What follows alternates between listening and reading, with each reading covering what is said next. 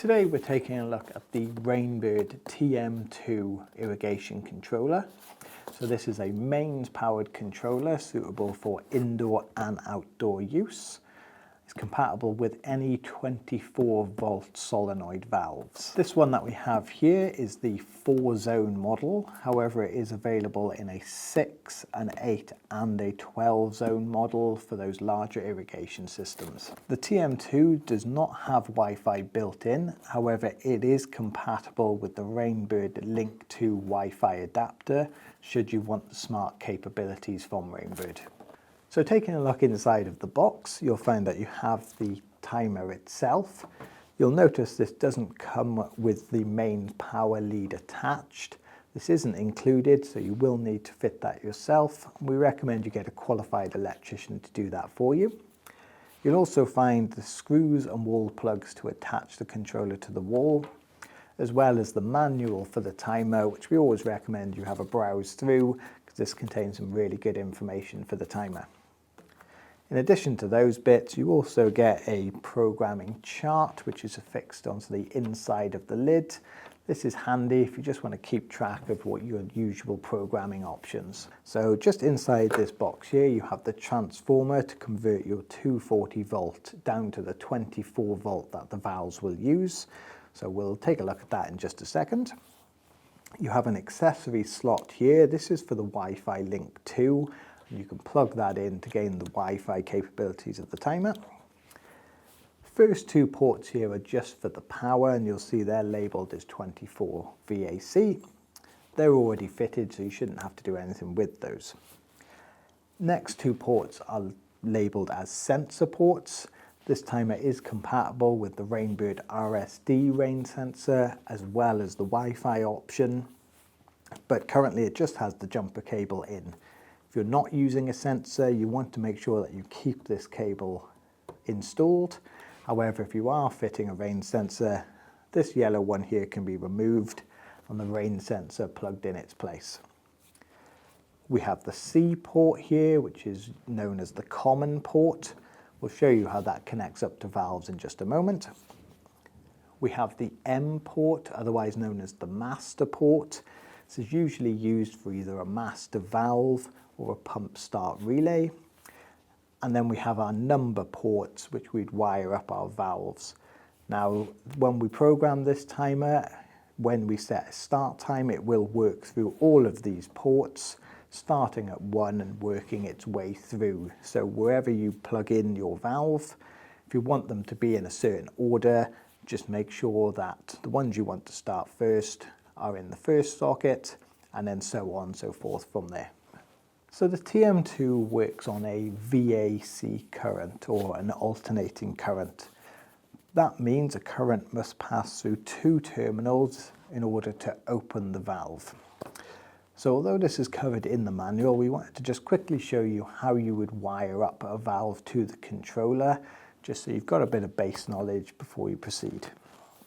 So we've got here one of our 24 volt valves. You'll notice that the wires on 24 volt valves usually are just a single color, because it doesn't matter which way they're wired in, they have no polarity. So it doesn't matter, you just need to select one wire to act as your common and one wire to act as your control. So if we were just to wire one valve up, what we would do is we'd take one of the wires here, and we just install it into the C socket on the timer, and we would just tighten that down. And then we would take our second wire and install it into the number 1 terminal, just indicating that this is valve 1.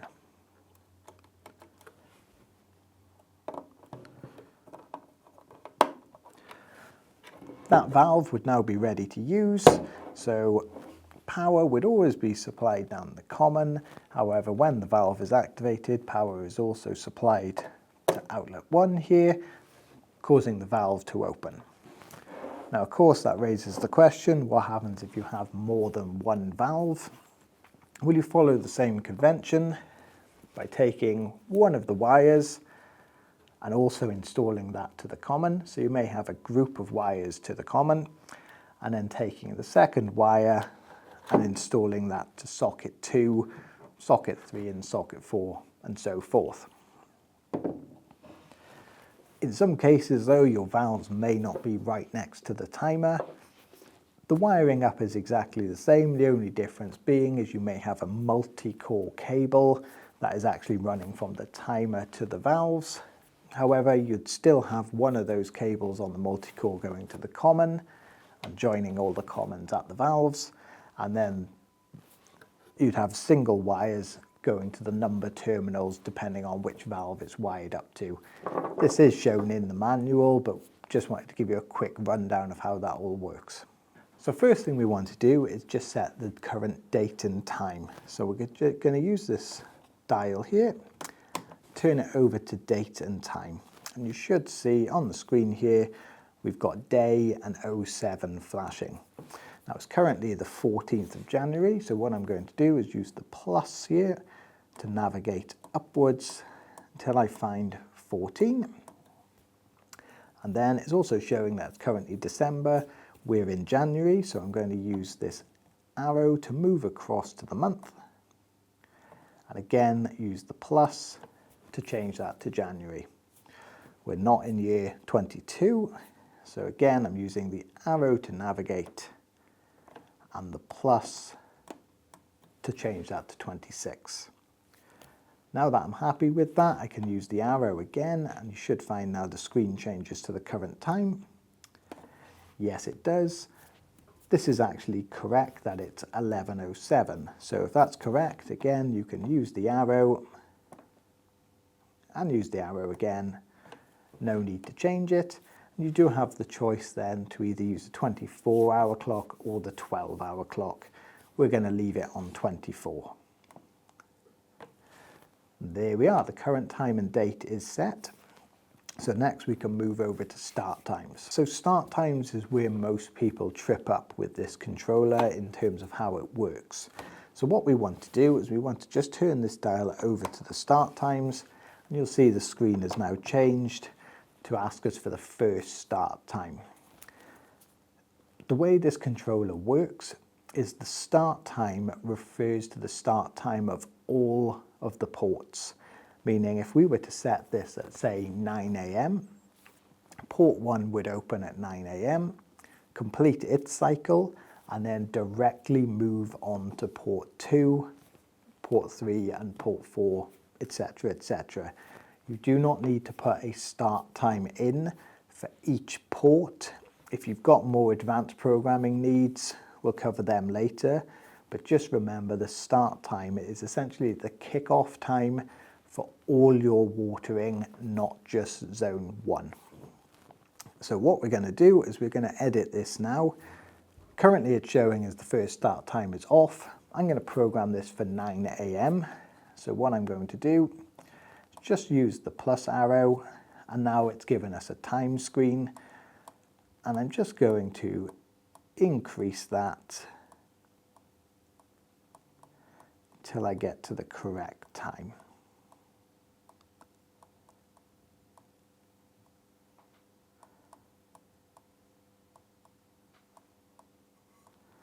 There we are, so I've got that set to 0900. Now if I wanted multiple start times, I could go on and program them in. At the moment I'm just going to use one, but just know if you wanted to program the others, you would use this arrow here, and you'll see second start time, third and fourth, etc. There's only up to 4 start times with this controller if you're only using one of the programs, and again we'll cover that in a little bit. So now we've got our start time set, we can move on to the run times. So run time just refers to how long we want each valve to open, starting at 9 o'clock. So we're just going to turn the dial to the run times, and you'll see here it's flashing station 1 and then 00 for hours and minutes. So we can adjust this using the plus sign. We're just going to set this to 15 minutes, but if you wanted an hour, hour and a half, you would just continue using the plus sign. So there we are, we'll actually set it to 30 minutes. Station 1 will run for 30 minutes. And now if I use the forward arrow, It's now asking me for the run time for station 2, so we'll say that's going to be 30 minutes as well. If you press and hold, it does go a little faster. Moving forward with the arrow, station 3, we'll just pop that on for 5 minutes. And station 4, we'll pop that on for 5 minutes as well. Of course, if your timer's got more stations, you would just work your way through them, popping in whichever run times you want. So to just quickly talk you through what's happening there, due to the start time at 9 AM, station 1 will turn on and it will run for 30 minutes. Then it will turn off and station 2 will immediately kick in for another 30 minutes. Station 2 will then turn off. Station 3 will turn on for 5 minutes. That will turn off, and then station 4 will run for 5 minutes. That means if you're having trouble programming in your run times, it's likely because you haven't allowed enough time between the start times to allow for your cycles. So if you're having any issues, just double check them. If you're having multiple cycles per day, you can't have those overlap. So just be aware of that. It's probably the most common problem we come across, is that customers have not allowed enough time between start times for the amount of run time that they've programmed in. Now that we've got our run times in, we can take a look at the watering days. This is just simply turning on and off days depending on what you want the watering to do. So by default, all the days are currently on. However, if you wanted to disable some days, you can navigate to the day using the arrows and use the minus key to turn that particular day off. We'll leave them all on for now, but you can see if I use the arrows, I'm navigating, and then I'm just using the negative to turn it off. If I want to turn it back on, navigate back to the day and use the plus just to re-enable it. Next on the dial, you'll see we've got a sensor option. Only really applies to if you're using a rain sensor or not. Generally speaking, you want to just leave this alone, leave it as active with the jumper cable installed. If you're not using a rain sensor, you are using a rain sensor, again, you can leave it as active, but if there's certain times where you want to turn it off, simply navigate to this and use the minus key to turn it off. Next section on the dial is called Seasonal Adjust. What Seasonal Adjust does is it allows you to make changes across the entire timer without having to go into each individual run time to change them. So by default, it's set at 100, so 100% of run time, and you can actually dial that up or down depending on your needs. So as an example, if we have a particularly warm week and we feel like we need to maybe do an extra 50% of watering or running it 50% longer, we can navigate to Seasonal Adjust and use the plus arrow to change it to 150. So that will take my 30 minutes and it will turn it into 45 minutes because it's adding 50%. And it will do that for each of the zones. So both zone 1 and 2 will change from 30 to 45 minutes, and 3 and 4 will change to 7.5 minutes. Works the same the opposite way. So if we were to change that to say 50, that means we're reducing run time by 50% across all the valves. So our 30 would turn into 15s and our 5s would turn into 2.5s. So it's just a very quick way to make sweeping changes across the timer. Always remember though that the default is 100, not 0. One of the last settings you also get on this timer here is the manual watering.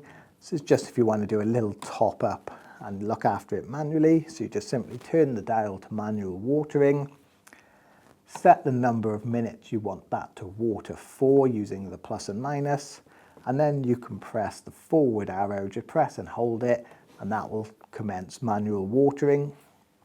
Bear in mind the number of minutes that you place in this timer will apply to all of the valves. So just like when it runs its normal schedule, it will start with valve 1 and work its way through 2, 3 and 4, each running for the number of minutes you've put into the timer. When you don't want your irrigation system to be active, you can simply turn the dial to the off position. So this is usually what we'd recommend to do over winter, just to make sure it's not accidentally running when it shouldn't be. And that will just put it into a standby state. It will retain all the information you've put into it. It just won't operate on your schedules.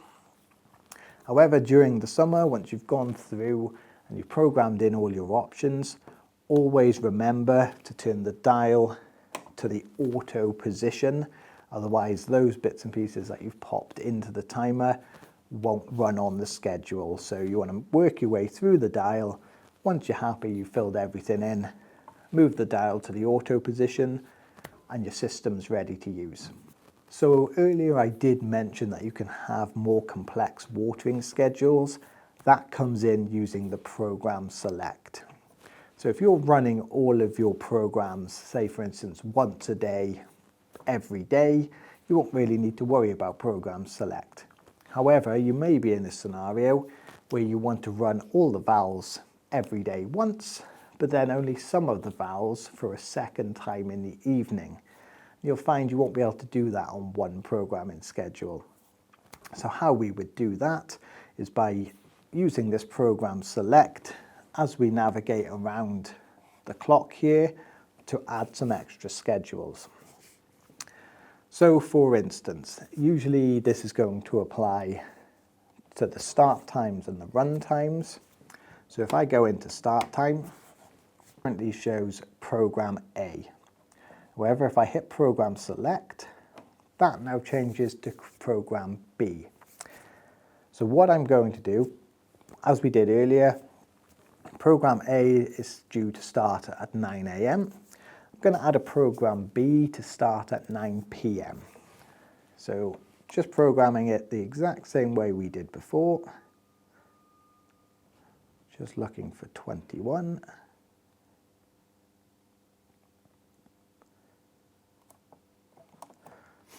There we are. So program B, start time 9 PM. That will now, come 9 PM, this timer will kick into action. If I now change that to runtime, it's now asking me for the run times for each station, and you'll notice that they're now blank because we're on a separate schedule. In this case, I'm going to pretend that station 1 and 2, we only want to run once a day. However, 3 and 4, we want to run twice a day. So I'm going to leave station 1 blank. I'm going to use the arrow key. Station 2, I'm going to leave blank. Now station 3, I'm going to run for another 5 minutes. And station 4, I'm going to run for 5 minutes. The rest of the settings I'm going to leave as is, so I'm just going to turn the dial to auto to allow it to run. So what have I done there? Program A is running all 4 valves at starting at 9 o'clock and running through their schedule. We don't want valve 1 and 2 to run in the evening. So if I had scheduled a second start time on program A, it would run those valves because it's pulling from the start times we've already put in.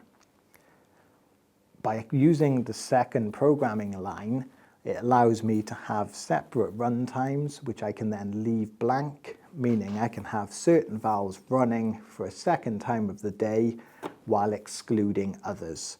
So that's really the only time you're going to use the program select, is if you want valves to operate differently at different times of the day. It's a little bit complicated, and if you do get stuck, you can contact our team. We'll try to explain it as best we can. But just know, if you're just running once or twice a day and you want all the valves to run once or twice a day, you can do everything on programming line A. If you have valves with